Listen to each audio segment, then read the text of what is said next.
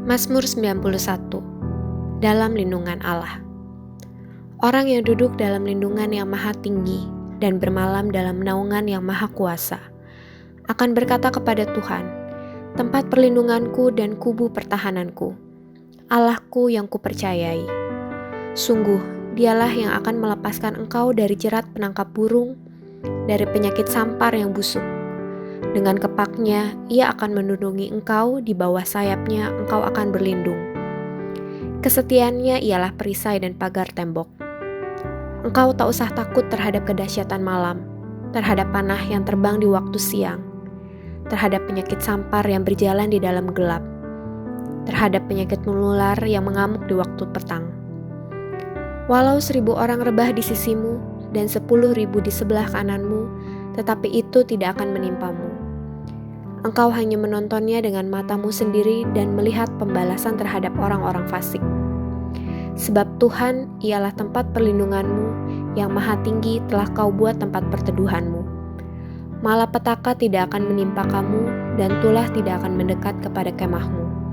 Sebab malaikat-malaikatnya akan diperintahkannya kepadamu untuk menjaga engkau di segala jalanmu. Mereka akan menatang engkau di atas tangannya, supaya kakimu jangan terantuk kepada batu. Singa dan ular tedung akan kau langkahi. Engkau akan menginjak anak singa dan ular naga. Sungguh hatinya melekat kepadaku, maka aku akan meluputkannya. Aku akan membentenginya sebab ia mengenal namaku. Bila ia berseru kepadaku, aku akan menjawab. Aku akan menyertai dia dalam kesesakan. Aku akan meluputkannya dan memuliakannya. Dengan panjang umur akan kukenyangkan dia, dan akan kuperlihatkan kepadanya keselamatan daripadaku. Shalom saudara yang dikasihi Tuhan, mari sama-sama kita perkatakan apa yang dimaksud dengan Pentakosta ketiga. Pentakosta ketiga adalah pencurahan Roh Kudus yang dahsyat di zaman now melebihi yang terjadi di Azusa Street. Pentakosta ketiga akan mengakibatkan penuaian jiwa yang terbesar dan terakhir sebelum Tuhan Yesus datang kembali. Pentakosta ketiga akan membangkitkan generasi Yeremia, yaitu anak-anak muda yang dipenuhi Roh Kudus, cinta mati-matian kepada Tuhan Yesus, tidak kompromi terhadap dosa, dan akan bergerak untuk memenangkan jiwa. Pentakosta ketiga lahir di Indonesia yang bergerak ke bangsa-bangsa. Gerakan ini dari timur ke barat dan akan kembali ke Yerusalem. Pentakosta ketiga akan memberikan kuasa untuk menyelesaikan amanat agung, dan setelah itu Tuhan Yesus datang kembali.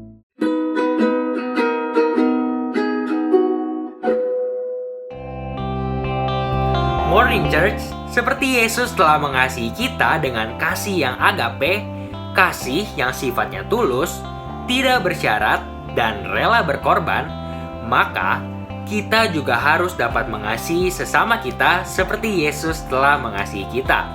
Sebagai anak-anak Allah, kita mengetahui bahwa hukum terutama adalah kasih, dan Yesus sendiri adalah kasih. Oleh karena itu, kasih itu sabar, kasih itu murah hati, ia tidak cemburu, ia tidak membanggakan diri, dan ia tidak sombong. Mari bagikan kasih seperti kasih Yesus kepada semua orang yang kita temui. Happy Sunday! Puji nama Tuhan, shalom Bapak Saudara yang dikasihi Tuhan, jemaat GBI Kebun Siri dimanapun Anda berada, yang menyaksikan ibadah kita pada pagi hari, boleh sama-sama kita bangkit berdiri dan katakan pujian ini. Segala puji syukur hanya bagimu Tuhan, sebab Kau yang layak dipuja. Oh, kami mau bersorak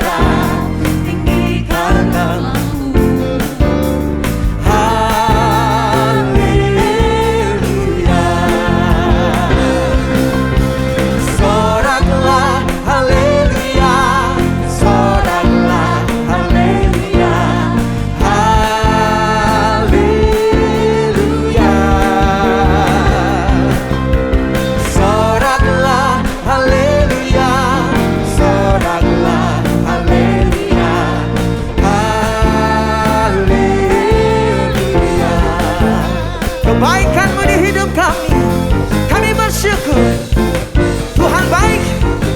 kuasanya untuk selama-lamanya, kasih setianya. Mari sama-sama kan.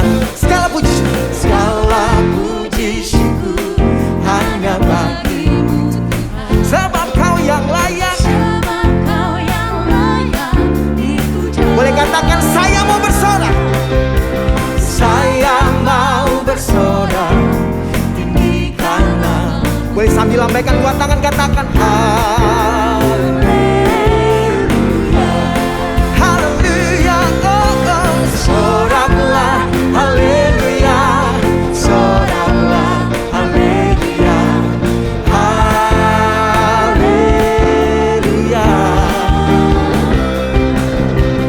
Soraklah haleluya, soraklah haleluya, haleluya.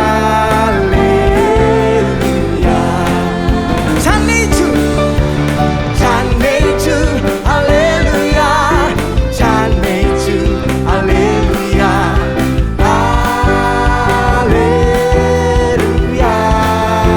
Oh, janeju, haleluya, janeju, haleluya, haleluya,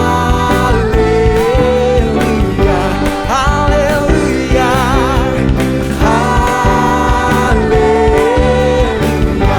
haleluya, oh, haleluya, oh, haleluya. Tuhan baik, yes. Tepuk tangan buat Tuhan kita. Terima kasih Tuhan untuk kebaikan-Mu di hidup kami. Dia yang dahsyat, Dia yang luar biasa, Dia yang menjadikan hidup kita, dan Dia yang merancangkan semua hal yang baik. Yang setuju boleh naikkan tangannya tinggi-tinggi. Boleh katakan tepuk tangannya sama-sama. Yes. Haleluya. Mari datang dan muliakan namanya.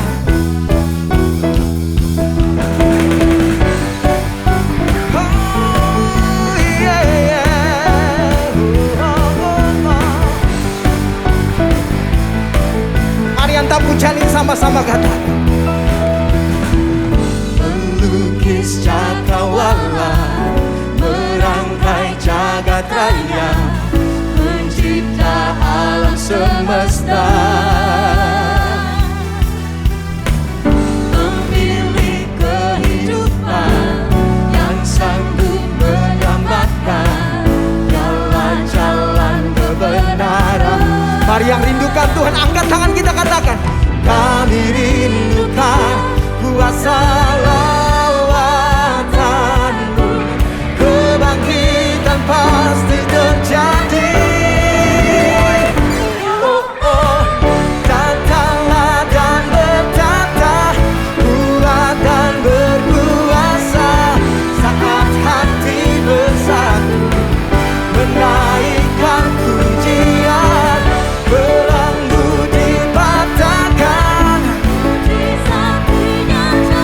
Great is our God, oh, great is our God. Yes, God is great, and you do miracles so great. Yang percaya katakan haleluya, katakan haleluya. Kita sama-sama katakan pemilik kehidupan, pemilik kehidupan yang sanggup menyelamatkan, jalan-jalan kebenaran. Kami rindukan kuasa lawatan, kebangkitan. Hey. Oh, oh, oh. Datanglah dan kuat dan berkuasa, saat hati bersatu, menaikkan pujian, belenggu dipatahkan, mujizat. Great is our God, great is our God. Datanglah, datanglah, datanglah dan bertata, kuatan saat kami sehati memuliakan-Mu. Iya, belenggu dipatahkan,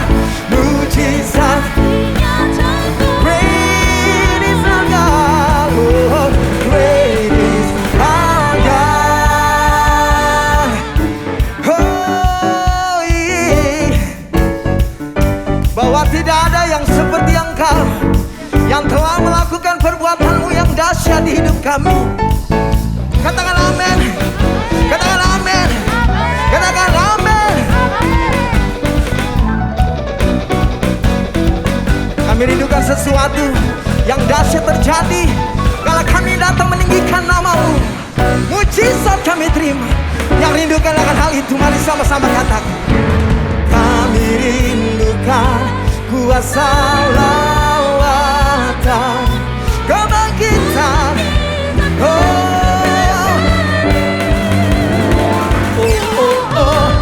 Datanglah dan bertanda, kuatan berkuasa saat hati bersatu, menaikkan pujian, belenggu dipatahkan, mujizat.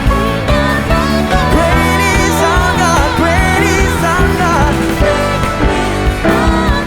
Datanglah, datanglah.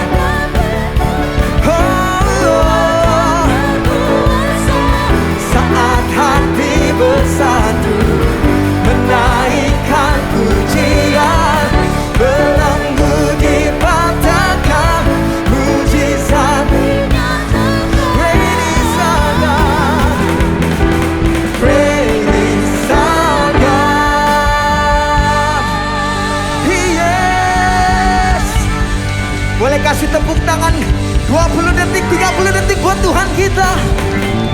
Yang kami percaya bahwa kuasanya yang tidak pernah berubah, dulu, sekarang, bahkan sampai selama-lamanya. Kami bersyukur, kami bersyukur, kami bersyukur, kami bersyukur. Saya persilakan saudara di rumah untuk boleh kembali duduk di dalam hadirat Tuhan.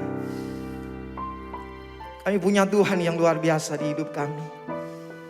Tuhan yang menolong kami, Tuhan yang menyertai kami, Tuhan yang terbukti pemeliharaan-Mu di hidup kami. Dan bahwa apapun yang kami alami di hari-hari ini, di waktu-waktu ini, tidak dapat merubah iman, percaya kami hanya kepada Engkau. Bahwa Engkau Allah turut bekerja di dalam segala hal untuk mendatangkan kebaikan bagi setiap kami yang mengasihi Engkau. Kasih tepuk tangan bagi Tuhan kita. Dia yang baik. Haleluya.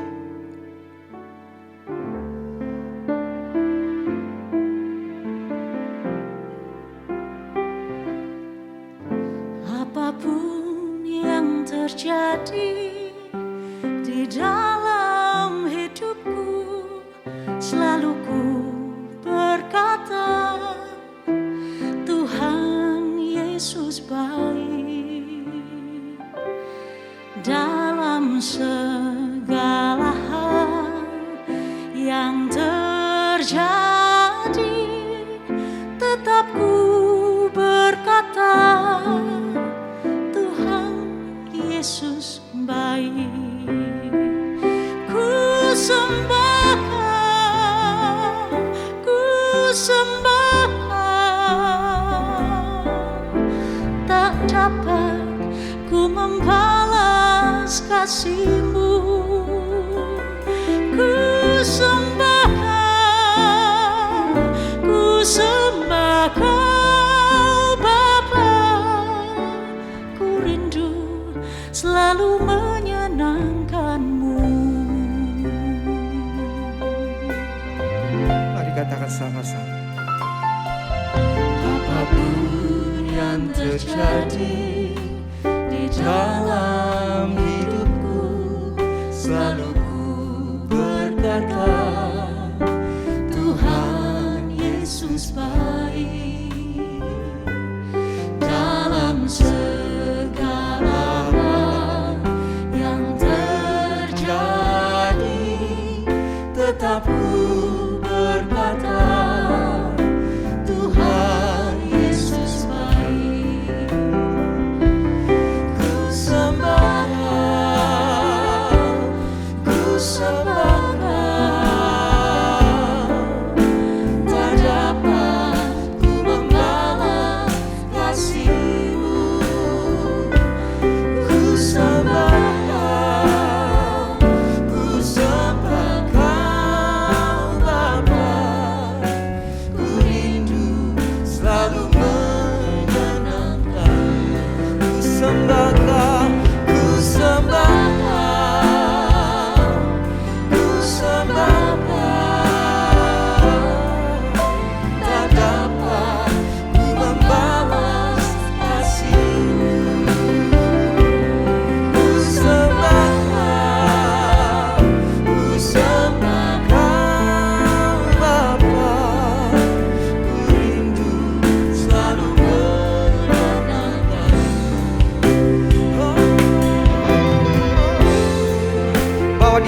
segala keadaan hidup kami.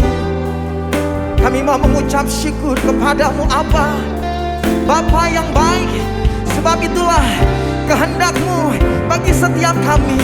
Kami bersyukur Tuhan, kami bersyukur Engkau yang setia menunjukkan kebaikan-Mu di hidup kami. Mari yang percaya, angkat dua tangan kita sama-sama. Kami datang menyembah Engkau. Ku sembah Kau, ku sembah Kau. Tak dapat ku membalas kasih-Mu. Ku sembah Kau, ku sembah Kau Bapa. Ku rindu selalu menyenangkan-Mu. Ku sembah Kau, ku sembah Kau. Tak dapat ku membalas kasih-Mu. Ku sembah Kau, ku sembah Kau Bapa. Ku rindu selalu menyenangkan-Mu. Ku rindu selalu menyenangkan-Mu. Haleluya. Kami bersyukur kepadamu ya Allahku, buat kebaikan-Mu, buat kasih setia-Mu yang tiada berupa, tiada berkesudahan. Terima kasih. Senap hati kami datang bawa korban syukur, bawa korban pujian, menyembah-Mu, memuji-Mu. Sebab Engkau baik, Kau teramat baik untuk selamanya. Kasih setia-Mu sungguh nyata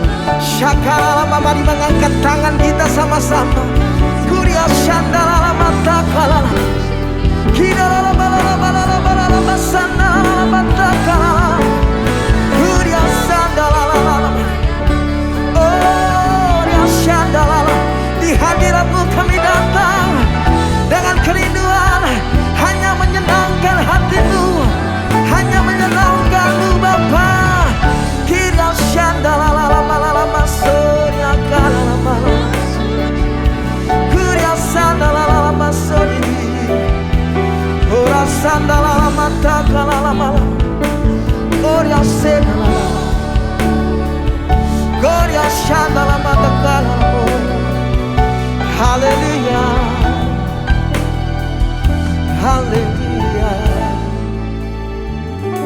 Terima kasih. For the Lord is good and His mercy endureth forever. Sebab Tuhan baik dan bahwasannya untuk selama-lamanya kasih setia yang Kau telah tunjukkan di hidup kami. Firman berkata, betapa baiknya Engkau Tuhan, dan untuk selama-lamanya kebaikan akan terus dinyatakan. Tahun-tahun atau hari-hari kehidupan kami, Tuhan mengenyangkan dengan segala kebaikan. Dan untuk itu kami datang sekali lagi di hadirat-Mu, mengakui anugerah-Mu yang hebat di hidup kami. Mari angkat dua tangan kita sebentar, biar musik terus menyembah Tuhan. Mari ingat kebaikan Tuhan. Ketika kita mengingat kebaikan Tuhan, mulut ini tidak akan pernah dapat menahan dan mengakui, ya Tuhan baik. Apapun yang terjadi di hidup kami, Tuhan tidak pernah berubah. Dulu, sekarang, dan sampai selama-lamanya. Tiada berubah, tiada berubah. Yesus baik. Oh, sangat baik bagi hidup kami. Oh, terima kasih. Kami menyembah-Mu, kami memuliakan nama-Mu, Yesus Tuhan. Glory bagi-Mu, Yesus Tuhan, Yesus Tuhan. Ku sembahkan, ku sembahkan Engkau yang layak untuk ku sembah. Ku sembahkan, ku sembahkan Engkau yang layak untuk ku sembah. Boleh katakan sekali lagi, ku sembah, ku sembahkan, ku sembahkan Engkau yang layak untuk ku sembah. Ku sembahkan, ku sembahkan Engkau yang layak untuk ku sembah. Ku sembahkan, ku sembahkan, ku sembahkan Engkau yang layak untuk ku sembah. Ku sembahkan, ku sembahkan Engkau yang layak untuk ku sembah.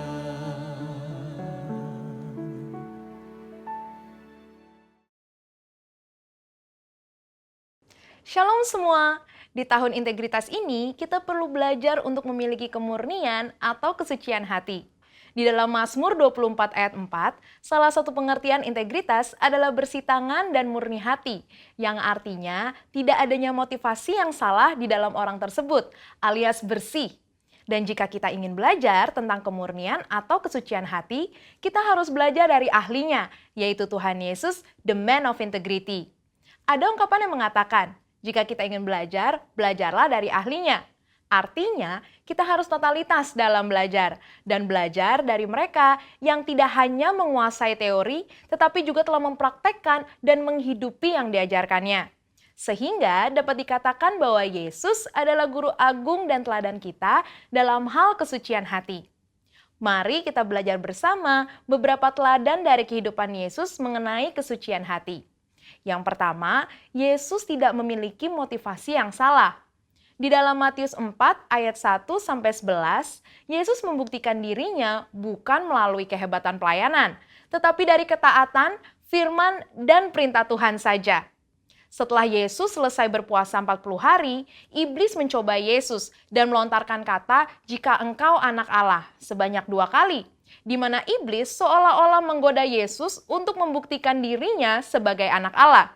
Tetapi Yesus tidak berusaha membuktikan dirinya dengan mengikuti kehendak iblis, melainkan dengan menunjukkan ketaatannya kepada perintah Allah di dalam firman Tuhan. Mengikuti teladan Tuhan Yesus dalam hal kesucian hati, artinya kita tidak memiliki motivasi untuk membuktikan diri melalui kehebatan pelayanan kita, atau bahkan berusaha lebih menonjol dibandingkan Tuhan Yesus sendiri. Marilah kita menunjukkannya melalui ketaatan kita akan perintah dan kehendak Tuhan. Selain itu, di dalam Matius 9 ayat 35-36, dengan sangat jelas terlihat bahwa motivasi Tuhan Yesus dalam pelayanan adalah belas kasihan akan jiwa-jiwa yang lelah dan terlantar, seperti domba tanpa gembala. Jadi, apa motivasi pelayanan kita? Ingin terkenal, kekayaan, penghargaan, atau pengakuan dari orang lain? Mari kita cek motivasi pelayanan kita dengan kembali pada teladan Tuhan Yesus.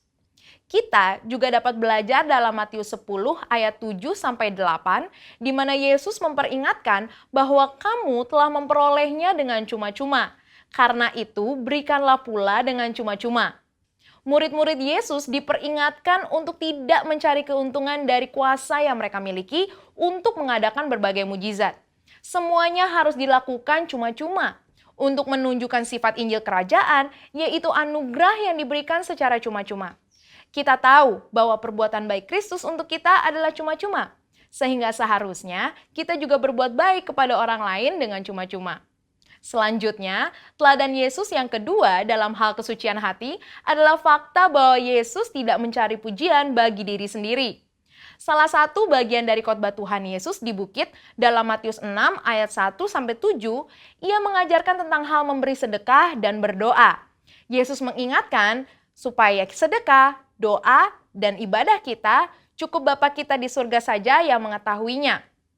Ajaran Yesus ini sangat kontras dengan yang biasa dilakukan orang-orang munafik yang melakukan hal-hal tersebut supaya dilihat dan dipuji orang lain.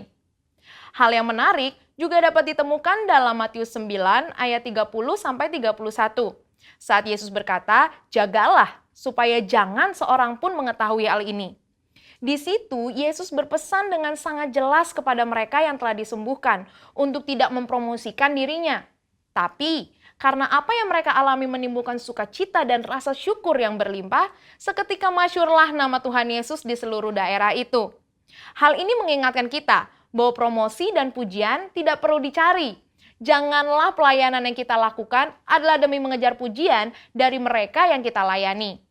Kita juga dapat belajar bahwa pengagungan dan penghormatan datangnya dari orang lain, bukan diri sendiri. Dalam Matius 17 ayat 9, Petrus, Yakobus, dan Yohanes menjadi saksi keistimewaan pribadi Yesus. Ketika Yesus dimuliakan, bahkan dikunjungi oleh Musa dan Elia. Yesus bisa saja menyuruh ketiganya memberitakan peristiwa tersebut kepada orang-orang Yahudi dan ahli Taurat sebagai legitimasi berita kerajaan Allah yang Yesus sampaikan sebelum ia wafat, sehingga dirinya dipuji dan memperkecil penolakan para ahli Taurat. Tetapi Yesus tidak melakukannya. Teladan Tuhan Yesus yang ketiga dalam hal mengampuni kesalahan dan dosa. Di dalam Alkitab, Tuhan Yesus mengajarkan tentang kasih, di mana salah satu implementasinya adalah dalam hal pengampunan. Matius 5 ayat 38-48 mengajarkan agar kita jangan melawan orang yang berbuat jahat kepada kita, serta memberikan lebih dari apa yang dituntut oleh orang lain. Mau memberikan pinjaman, bahkan mendoakan mereka yang menganiaya. Dengan jelas Yesus mengajarkan kita untuk mengampuni tanpa batas. Semua hal ini telah dijalani Tuhan Yesus dan menjadi praktek hidup bagi kita. Ia melalui segalanya, mulai dari vonis hukuman tanpa bukti, penghinaan dan aniaya, sampai pada puncaknya yaitu penyalipan. Namun walaupun demikian, kita tahu di dalam Lukas 23 ayat 34, Tuhan Yesus tetap berkata, "Ya Bapa, ampunilah mereka, sebab mereka tidak tahu apa yang mereka perbuat." Mengampuni kesalahan orang-orang yang bersalah kepada kita akan membuat kita senantiasa memelihara kesucian hati. Dan di tahun 2021 ini, marilah kita ikuti teladan Tuhan Yesus sebagai the man of integrity dalam hal kemurnian atau kesucian hati, dengan memiliki motivasi yang benar, tidak mencari pujian bagi diri sendiri, dan mengampuni orang yang bersalah kepada kita. Saudara, untuk penjelasan lebih lengkapnya dari tim teologi kami, jangan lupa buka link yang ada di atas atau scan QR Code yang tersedia. Salam integritas. Tuhan Yesus memberkati. Maranatha.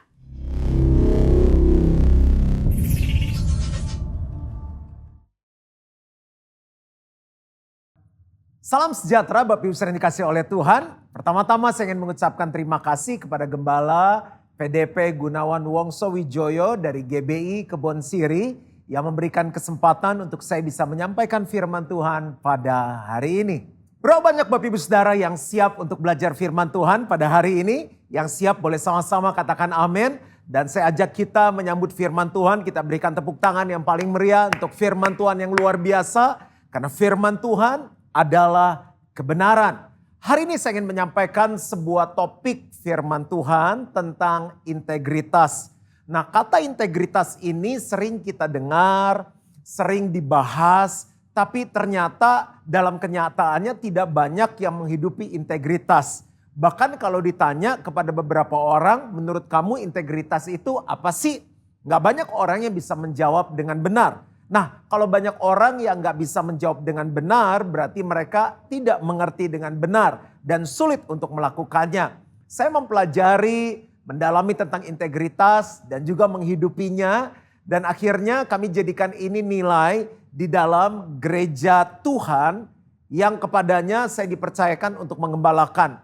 Dan hampir setiap tahun kami membahas tentang integritas untuk kembali mengingatkan jemaat. Tentunya dari sudut pandang yang berbeda. Dan hari ini saya ingin membagikan topik integritas dan saya berdoa biar ini bisa memberkati Bapak Ibu Saudara. Nah, kalau kita lihat kata integritas dari Kamus Besar Bahasa Indonesia, diberikan sebuah definisi yang cukup panjang dan itu cukup membingungkan. Saya coba bacakan. Integritas adalah mutu, sifat, atau keadaan yang menunjukkan kesatuan yang utuh sehingga memiliki potensi dan kemampuan yang memancarkan kewibawaan, kejujuran. Dan kalau baca definisi ini kan panjang sekali. Saya coba menyederhanakannya dan memberikan contoh-contohnya supaya dengan mudah kita bisa mengaplikasikannya dalam kehidupan sehari-hari. Dalam hidup berkeluarga, dalam bisnis, bekerja, sekolah, kuliah, bergereja, kehidupan berbangsa. Perlu sekali menghidupi yang namanya integritas. Yuk kita buka sama-sama firman Tuhan terlebih dahulu. Dalam 1 Yohanes 2 ayat 15 sampai 17. 1 Yohanes 2 ayat 15 sampai 17. Janganlah kamu mengasihi dunia dan apa yang ada di dalamnya. Jikalau orang mengasihi dunia, maka kasih akan Bapa tidak ada di dalam orang itu. Sebab semua yang ada di dalam dunia, yaitu keinginan daging dan keinginan mata, serta keangkuhan hidup bukanlah berasal dari Bapa, melainkan dari dunia. Ayat 17, dan dunia ini sedang lenyap dengan keinginannya. Perhatikan baik-baik di bagian yang terakhir dari ayat ini. Tetapi orang yang melakukan kehendak Allah tetap hidup selama-lamanya. Tetapi orang yang melakukan kehendak Allah tetap hidup untuk selama-lamanya. Ternyata integritas adalah orang yang melakukan kehendak Allah. Dan firman Tuhan mengatakan, jika kita melakukan kehendak Allah, gereja melakukan kehendak Allah, para pebisnis profesional melakukan kehendak Allah, mereka yang hidup berkeluarga melakukan kehendak Allah, akan tetap hidup untuk selama-lamanya. Yuk kita lanjut lagi tentang integritas. Integritas itu apa sih? Integritas adalah nilai dari kehidupan manusia yang sesungguhnya. Manusia itu lahir kan dari bayi ya, keluar dari rahim ibu, nggak pakai baju, nggak punya sepatu, celana, baju. Apa yang membuat manusia itu bisa bernilai? Manusia diberikan pendidikan, diberikan baju, diberikan fasilitas oleh orang tuanya. Dan waktu manusia itu bertumbuh, orang cenderung menilai seseorang dari tingkat pendidikannya, dari keahliannya, dari rumah dia tinggalnya di mana, daerahnya apa, rumahnya sebesar apa. Mungkin dari mobil yang dikendarai, mungkin dari jumlah uang yang ada di account-nya, di banknya, dan banyak hal. Semuanya sifatnya yang fisikal dari sisi materi. Tapi ternyata integritas adalah nilai dari kehidupan manusia yang sesungguhnya, yang ada di dalam saat dia melakukan kehendak Allah. Lanjut lagi, integritas adalah fondasi kehidupan. Nah, orang yang melakukan kehendak Allah, sebetulnya dia sedang membangun sebuah dasar dalam kehidupannya. Masih ingat dalam Matius 7 ayat 24-27 tentang dua macam dasar? Di dalam kehidupan hanya ada dua jenis orang. Orang bijaksana dan orang bodoh. Dua-duanya membangun kehidupan. Apa yang membedakan? Dasar di mana mereka membangun kehidupannya. Orang bijaksana membangun hidupnya di atas batu karang, yaitu Yesus. Bagaimana caranya membangun hidup di atas batu karang? Mendengar firman dan melakukannya. Klop sekali dengan ayat yang tadi. Mereka yang melakukan kehendak Allah tetap hidup selama-lamanya. Akan ada hujan, akan ada badai, akan ada banjir, tetapi rumah itu tetap tegak dan tidak ada kerusakannya. Sebaliknya, orang yang bodoh, orang yang membangun hidupnya di atas pasir. Pasir menggambarkan sesuatu yang mudah berubah. Keuangan mudah berubah, musim mudah berubah, orang mudah berubah. Hari ini bilang ya, besok bilang tidak. Hanya firman Tuhan yang tidak berubah.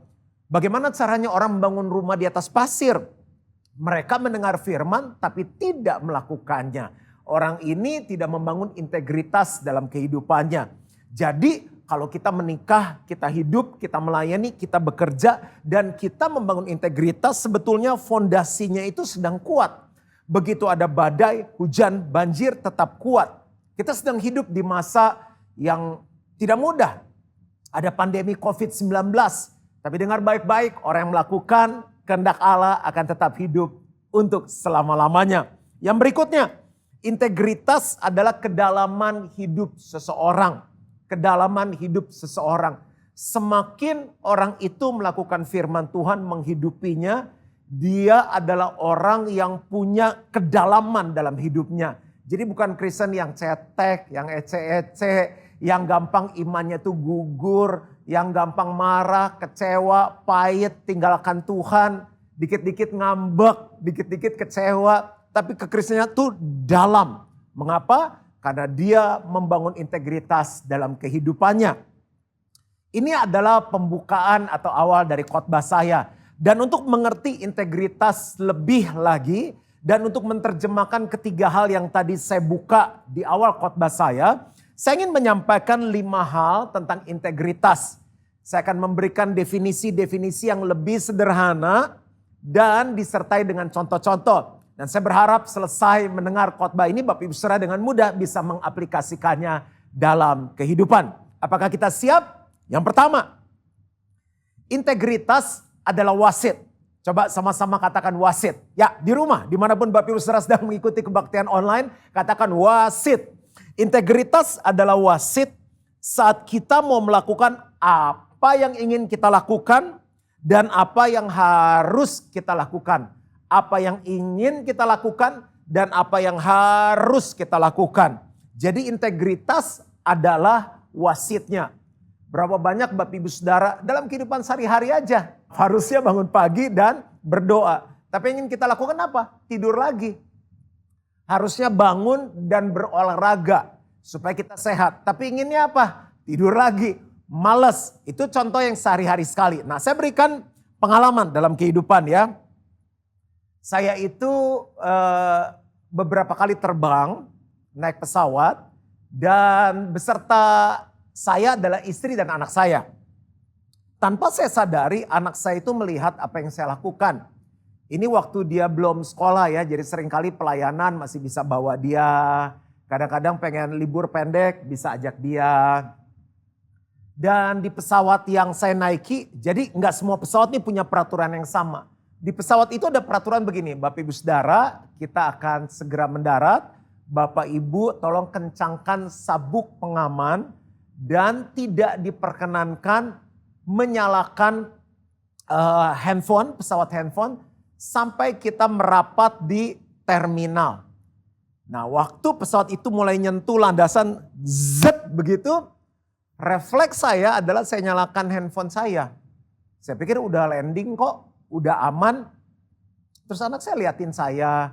Ya saya bilang ya nggak apa-apa ya, mungkin dia kagum sama bapaknya. Ya kan pesan langsung masukannya, ting ting ting ting ting ting ting ting, begitu kan. Terus begitu udah turun, buka sabuk pengaman kan ngantri itu menuju ke pintu. Terus dia bilang gini sama saya, Dad. Saya bilang, ya Cak, Dedi kok tadi nyalain handphone? Saya bilang, iya kan udah turun. Seharusnya gak boleh gitu Dad. Ica tadi lihat Dedi gak taat. Kenapa gak taat? Tadi ada tantenya sama omnya itu ngomong lewat yang itu pengeras suara, lewat speaker.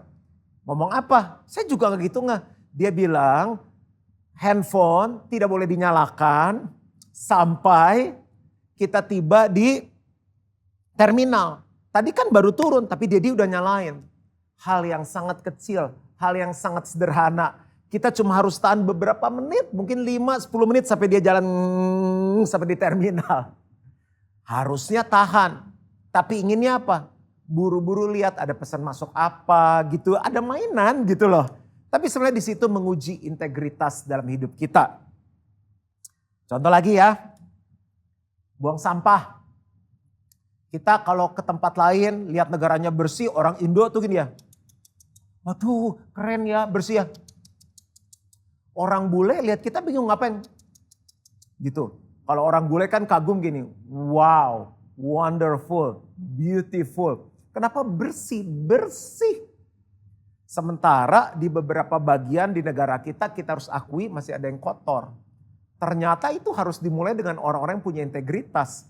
Kan ada tuh pelang-pelangnya kan, buanglah sampah pada tempatnya. Dan walaupun gak ada pelang kan sudah ada apa ya, hal-hal nilai-nilai yang dibagikan di keluarga, di mana-mana sampah buanglah ke tempat sampah, di rumah juga diajarin. Tapi seringkali kita makan permen punya bungkusnya, duh tong sampah gak ada ya. Ada juga tong sampah, aduh jauh ya. Apa yang kita buat? Kita untel-untel tuh apa ya. Di kriwil-kriwil begitu terus dibuang, teng gitu kan.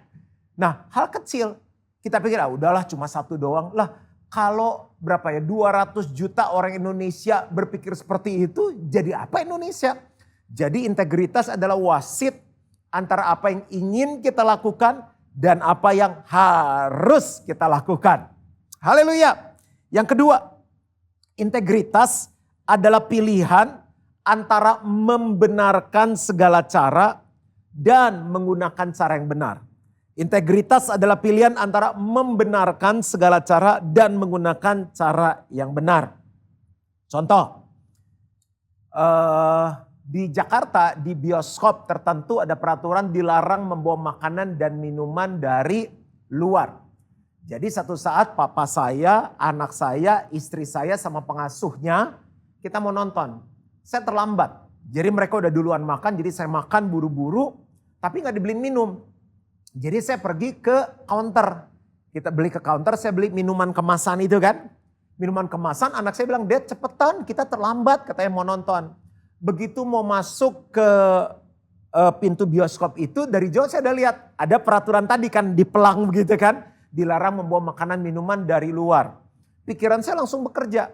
Baru beli minuman, belum diminum.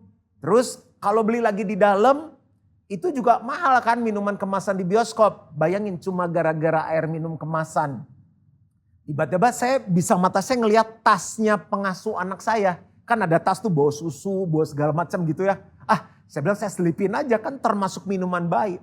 Tiba-tiba di dalam itu ada apa ya, nggak sejahtera di dalam itu ya.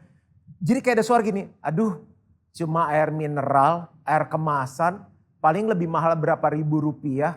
Masa cuma gara-gara begitu kamu mau melanggar peraturan. Nah ini integritas mulai bekerja. Jadi daripada membenarkan segala cara, saya masukin air mineral saya ke dalam tas. Saya pilih apa? Saya titip di situ dan apa yang terjadi kan saya haus, saya mesti minum kan. Jadi saya beli lagi di dalam. Tapi paling tidak saya belajar hidup dalam integritas. Satu contoh lagi.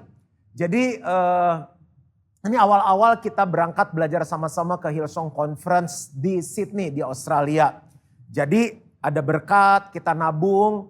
Seringkali saya ajak pemimpin-pemimpin giliran untuk ikut ya. Nah ada sepasang pemimpin, dia belum pernah ke Singapura. Pas pesawat saya itu, pesawat yang kita tumpangi itu mampir. Jadi saya bawa satu orang leader turun yang belum pernah ke Singapura. Nah saya tuh cuma booking satu hotel dan di hotel itu ada dua tempat tidur. Karena memang waktu kita bookingnya untuk 2 orang. Di pemikiran saya adalah begini.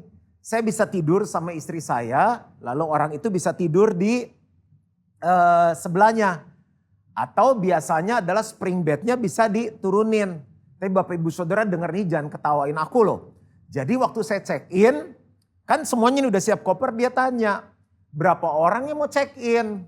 Loh kan nanyanya sederhana, tiba-tiba di hati saya gini, dek.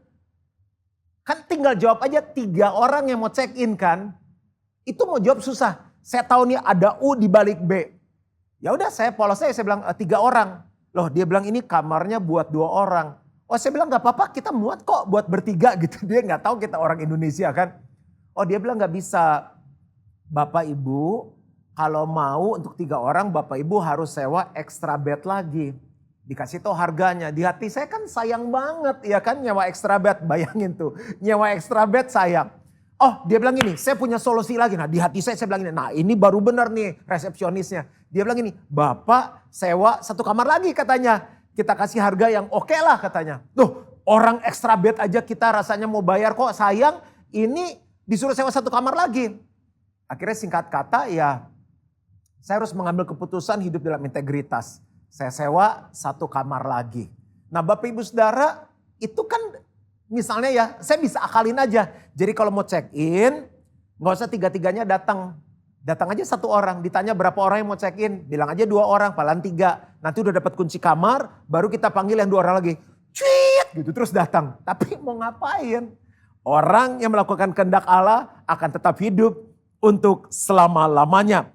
Jadi pilihan antara membenarkan segala cara dan menggunakan cara yang benar. Yang ketiga, integritas adalah jujur. Ayo jujur susah atau enggak? Saya kasih 2 contoh untuk menolong Bapak Ibu Saudara ya.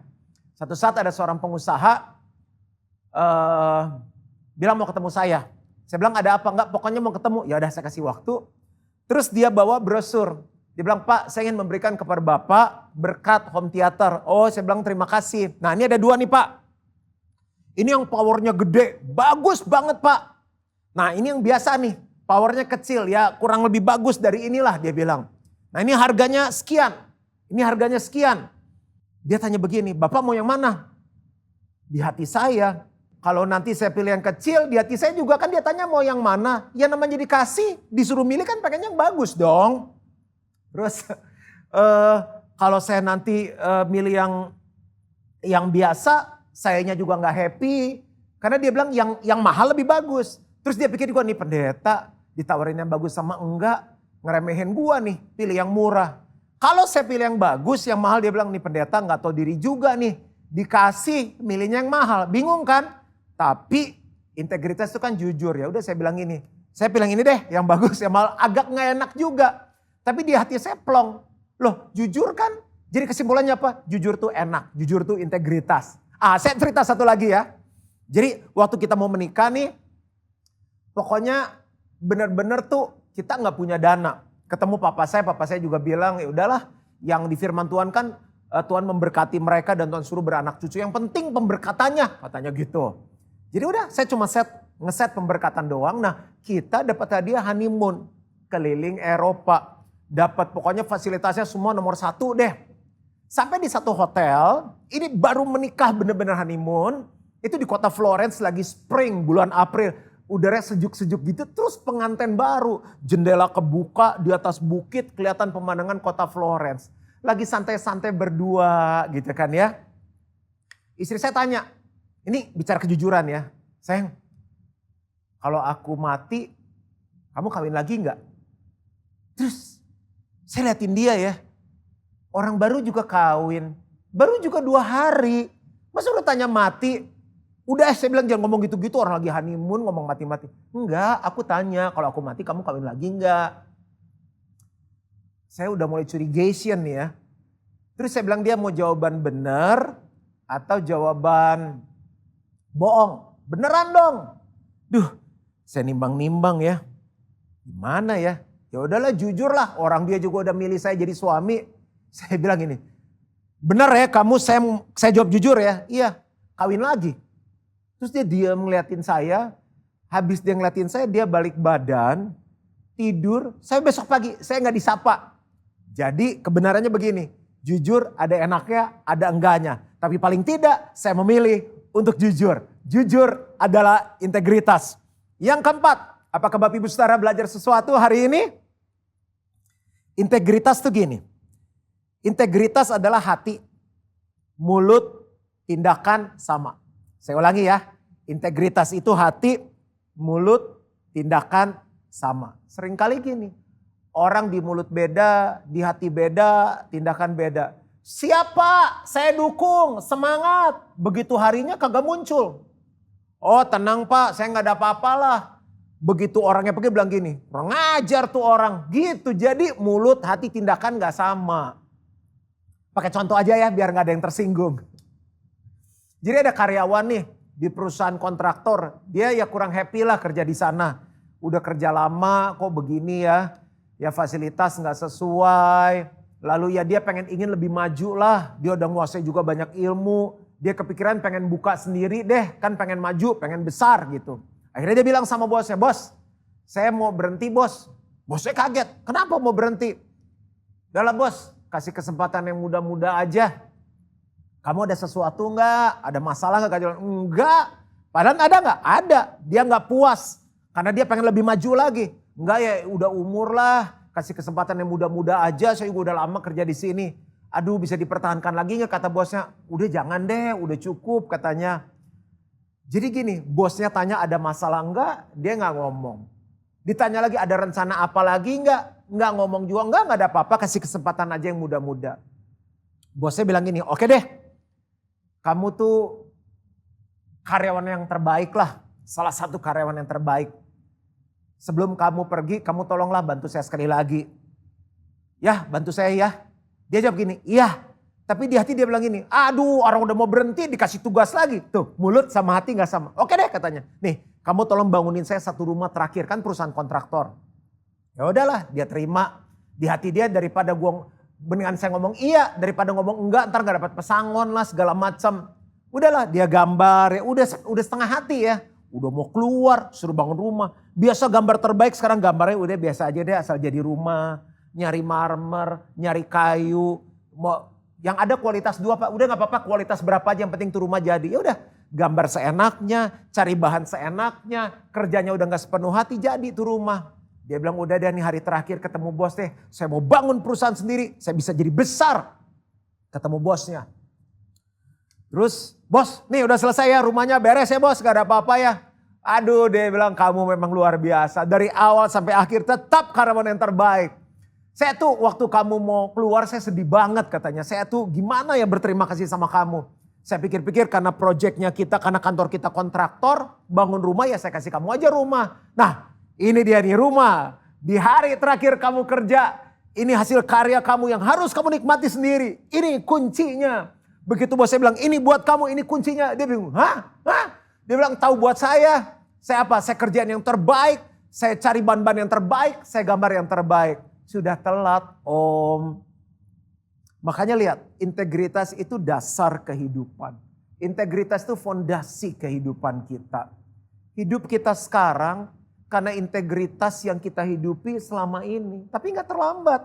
Kalau kita mau lihat masa depan yang penuh harapan, mulai hidup dengan integritas. Dan yang terakhir, yang kelima, integritas sederhana. Di mana-mana tetap sama. Emas ditaruh di lemari emas. Dibuang ke kloset emas. Dikirim ke Surabaya emas. Dikirim ke Malaysia emas, ya kan? Bapak Ibu Saudara udah pernah dengar cerita tentang klub 99 belum? Saya cerita ya. Jadi ada raja yang sangat berhasil sekali. Hidupnya kurang happy. Terus ada ajudannya juga yang suka nemenin dia kan. Dia bilang, ajudan saya ini gak happy nih hidupnya. Kenapa Baginda? Ya gak tahu kenapa ya, saya punya segalanya, bisa beli apa aja. Kamu coba lihat tuh. Pelayan yang bersihin kamar saya tuh, yang suka bersih-bersih istana nih. Dia kan gak sekaya saya, jabatannya gak setinggi saya. Lihat tuh ketawa-ketawa, nyanyi-nyanyi katanya. Lagi beresin spray tempat tidur raja, nyanyi. Kerja buat Tuhan selalu manis. Terus waktu si ajudannya dengar gitu dia bilang ini, Baginda Raja manusia mah begitu. Nanti kalau keadaan berubah dia ikut berubah. Yang benar. Nanti dia juga kalau kaya bisa berubah dia.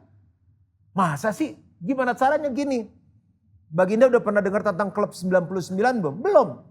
Baginda berani keluar uang supaya nanti bisa membuktikan pernyataan saya bahwa orang itu kadang-kadang dalam hidup bisa berubah-ubah katanya. Oh ya, boleh. Baginda siapkan emas balok 99 batang, kasih buat orang itu. Loh, kenapa gak 100? Tenang aja katanya. Jadi benar,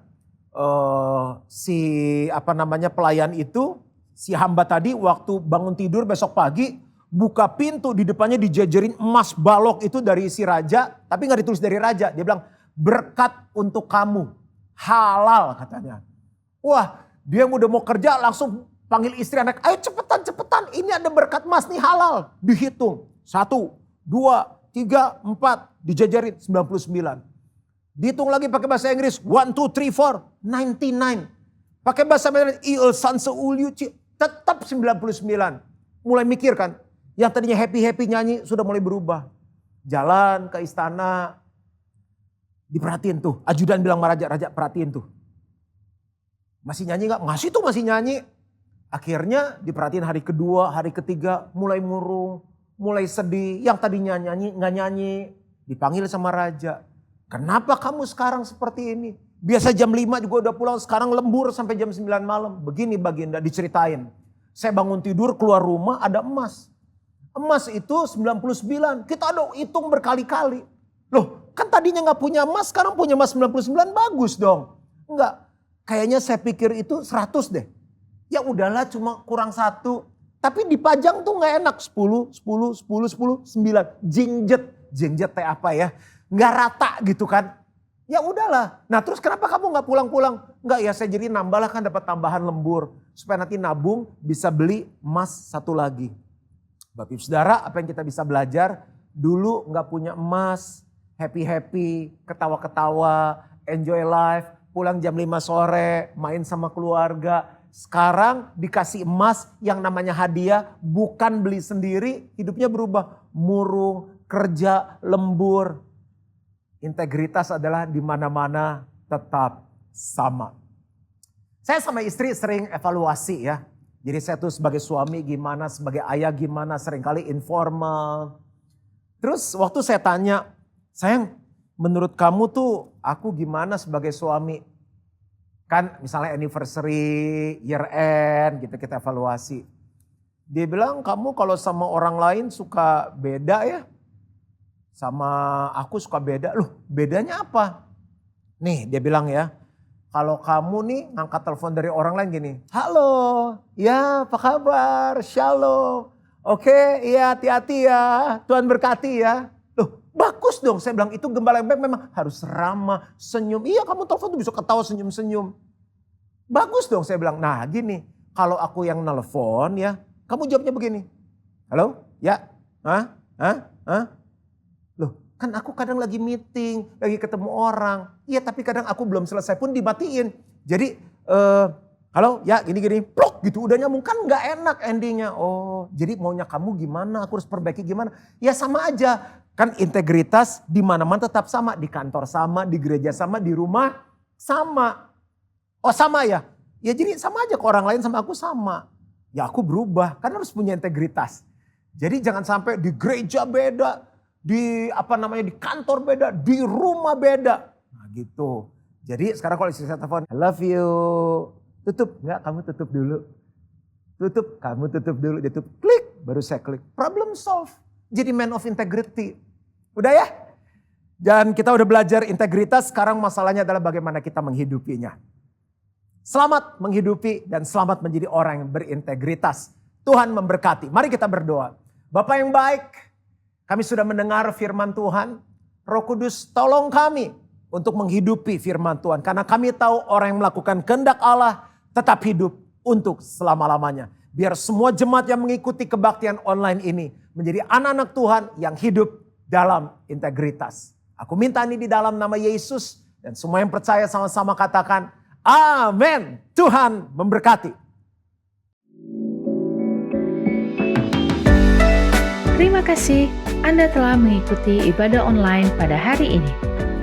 Kami mengajak Anda untuk berdoa, menyembah Tuhan, dan mendengar pesan firman Tuhan dalam acara Kul Menyembah via Zoom setiap hari Senin sampai Sabtu pukul 5 pagi dan pada hari Rabu pukul 7:30 malam.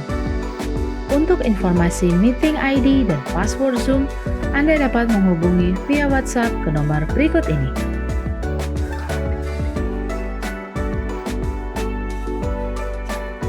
Ibadah minggu tetap dapat Anda ikuti secara online melalui YouTube channel GBI Kebon Siri atau melalui aplikasi RCTI Plus. Anda dapat mengunduh aplikasi RCTI Plus di Apple Store atau di Play Store. Untuk ibadah online minggu depan, pada hari Minggu, tanggal 21 Februari 2021, ibadah akan dimulai pukul 6 pagi. Pesan firman Tuhan akan disampaikan oleh Gembala Sidang Bapak Pendeta Dr. Insinyur Niko Nyoto Raharjo. Ibadah dapat dilihat setiap saat setelah waktu penayangan.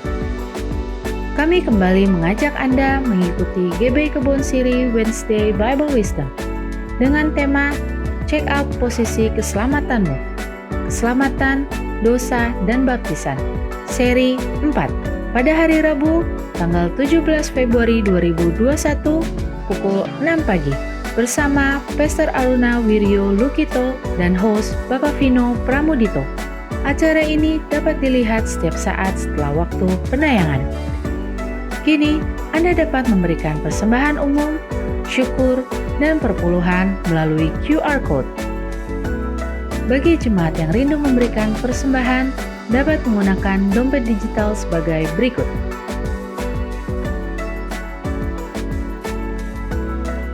Buka aplikasi e-payment yang akan digunakan, scan QR Code yang tertera di layar,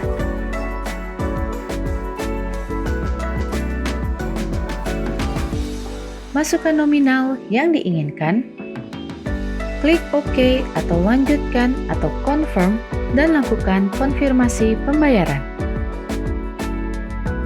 Selamat, Anda telah berhasil melakukan proses transfer via QR Code. Persembahan melalui QR Code tidak dipungut biaya apapun. Persembahan umum, perpuluhan, diakonia, dan bantuan COVID-19 dapat Anda transfer ke nomor rekening berikut ini.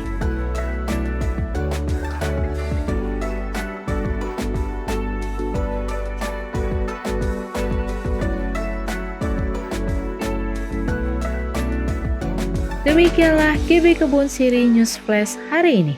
Selamat hari Minggu, Tuhan Yesus memberkati. Mari jemaat yang dikasihi Tuhan, kita akan menaikkan doa-doa syafaat kita tundukkan hati kita berdoa. Tuhan Yesus yang baik, kami bersyukur dan berterima kasih untuk ibadah online hari ini Bapa. Kami bersyukur dan berterima kasih untuk pembicara yang telah menyampaikan firman Tuhan di ibadah online pada hari ini. Tuhan yang memberkati keluarga dan juga pelayanannya. Kami juga berdoa untuk gembala kami, gembala sidang kami Bapak Niko Nyoto Raharjo, dan keempat wakil gembala, Gembala Rayon, Gembala Cabang GBI Kebon Siri, dan Gembala-Gembala Kul.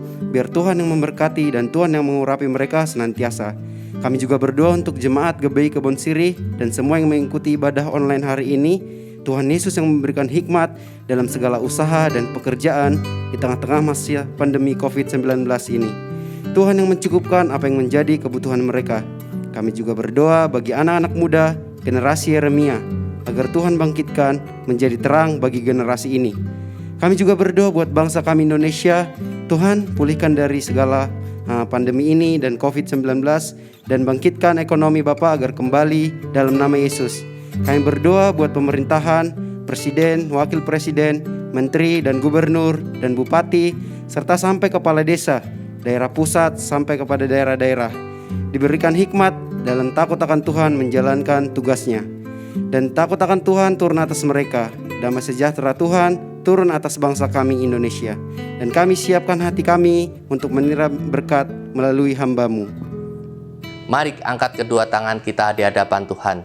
Jemaat GBI Kebon Siri yang sangat diberkati Tuhan, terimalah damai sukacita, berkat yang berlimpah-limpah dari Allah Bapa yang Maha Kuasa, cinta kasih Tuhan kita Yesus Kristus, persekutuan manis dengan Roh Kudus menyertai Anda sekalian mulai sekarang dan sampai Tuhan Yesus menjemput di awan-awan dan sampai selama-lamanya.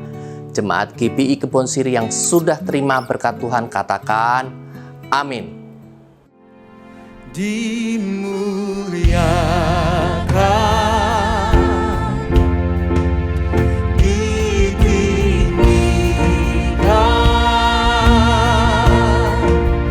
Yesus Tuhan, Kau Rajaku, yang bertata, Kau berkuasa,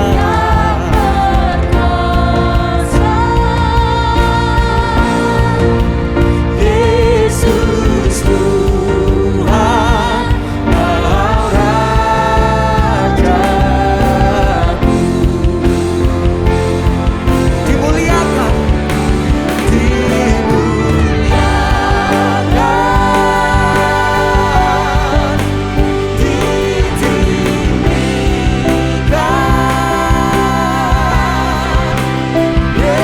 Yesus Tuhan, Kau Rajaku yang bertata, yang berkuasa,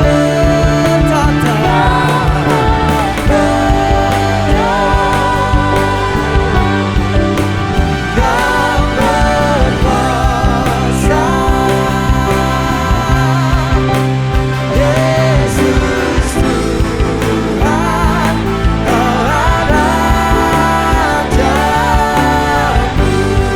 Yesus Tuhan, Yesus Tuhan, Kau Rajaku,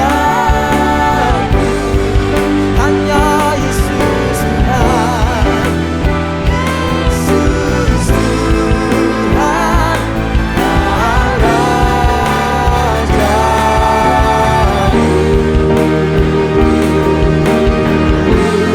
Katakan amin. Amin. Shalom. Tuhan Yesus memberkati kita semuanya. Katakan amin. Kasih tepuk tangan buat Tuhan Gi.